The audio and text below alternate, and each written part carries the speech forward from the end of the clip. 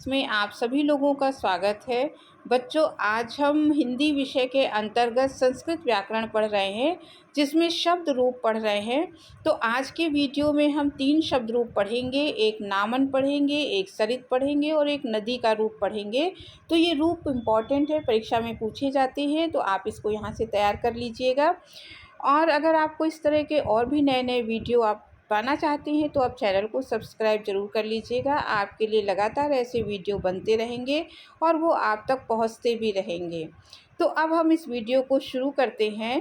तो बच्चों, जो संस्कृत में वचन होते हैं 3 होते हैं, एकवचन, द्विवचन और बहुवचन। और जो विभक्तियाँ होती हैं वो 7 विभक्तियाँ होती हैं। तो सातों विभक्तियों में जो बहुवचन और जितने भी वचन हैं उसके कौन से रूप इस्तेमाल होंगे, तो वो आज हम इस वीडियो में पढ़ने वाले हैं। तो शुरू करते हैं। सबसे पहला हमारा जो रूप होगा वो नामन, जिसको हिंदी में नाम कहा जाता है, और ये शब्द नपुंसक लिंग का है। तो इसकी प्रथमा विभक्ति देखते हैं। नाम, नामनी या नामनी, नामानि। अगला द्वितीय विभक्ति नाम, नामनी, नामनी, नामानि। देखिए दोनों एक जैसे ही है। प्रथमा और द्वितीय दोनों के रूप एक जैसे चल रहे हैं। फिर आया तृतीया, नामना, नामभ्याम, नाभ्भिः। अगला है चतुर्थी, नामने, नामभ्याम, नामभ्यः। पंचमी, नामनः, नामभ्याम, नामभ्यः। षष्ठी, नामनः, नामनो। षष्ठी आप देखेंगे नामनः, नामनो, नाम्न्याम। सप्तमी, नामनि, नामनि, नामनो, नामसु। संबोधन हे नाम या हे नामन, हे नामनी, हे नामनी, हे नामानि। तो इस प्रकार से ये नाम के रूप थे। तो आपको परीक्षा में अगर आप इसको लिखना चाहते हैं तो बच्चों आपको इसको याद करना पड़ेगा। आप 2-3 बार इसका अभ्यास करेंगे तो आपको याद होना शुरू हो जाएगा। अब अगला हम देखते हैं, अगला रूप हमारा कौन सा है।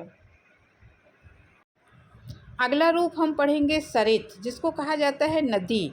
तो नदी का भी रूप परीक्षा में बहुत पूछा जाता है, तो इसको भी देखते हैं किस तरीके से लिखना है। तो बच्चों, नदी जो शब्द है वो स्त्रीलिंग है। इसकी प्रथमा विभक्ति के तीनों वचन देखते हैं। सरित या सरिद लिखेंगे, सरितौ, सरितः। द्वितीय विभक्ति में सरितम, सरितौ, सरितः। तृतीया विभक्ति सरिता, सरिद्भ्याम, सरिद्भिः। चतुर्थी विभक्ति सरिते, सरिद्भ्याम, सरिद्भ्यः। पंचमी विभक्ति सरितः, सरिद्भ्याम, सरिद्भ्यः। षष्ठी विभक्ति सरितः, सरितो, सरिताम। अगला है सप्तमी विभक्ति सरिति, सरितो, सरित्सु। संबोधन हे सरित या हे सरित, हे सरितो, हे सरितः। तो बच्चों, ये सरिता का नदी का जो रूप है ये भी इम्पॉर्टेंट है। आप इसको 3-4 बार ध्यान से पढ़ेंगे तो ज़रूर आपको याद हो जाएगा।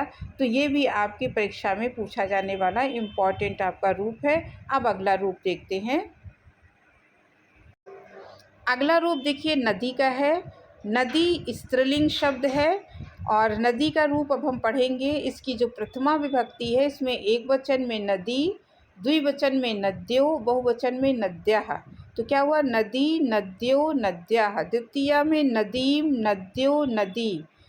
तृतीया में नद्या, नदीभ्याम, नदीभिः। चतुर्थी में नद्यः, नदीभ्याम, नदीभ्यः। अगले में आप देखिए पंचमी में देखिए नद्या, नदीभ्याम, नदीभ्यः। षष्ठी नद्याः, नद्योः, नदीनाम। सप्तमी में नद्याम, नद्योः, नदीषु। अगला आप देखिए संबोधन हे नदी, हे नद्यो, हे नद्यः।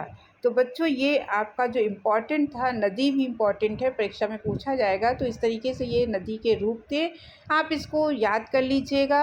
और परीक्षा में इस तरीके से पूछा जाएगा, जैसे नदी शब्द का तृतीय विभक्ति का एक वचन बताइए, तो यहाँ हो जाएगा नद्या। तो इस प्रकार से आपको पूछा जाएगा। तो बच्चों, आपको ये वीडियो अगर अच्छा लगा हो तो सब्सक्राइब ज़रूर कीजिएगा, लाइक कीजिएगा, शेयर कीजिएगा। अगले वीडियो में फिर किसी टॉपिक के साथ मिलेंगे, तब तक के लिए धन्यवाद।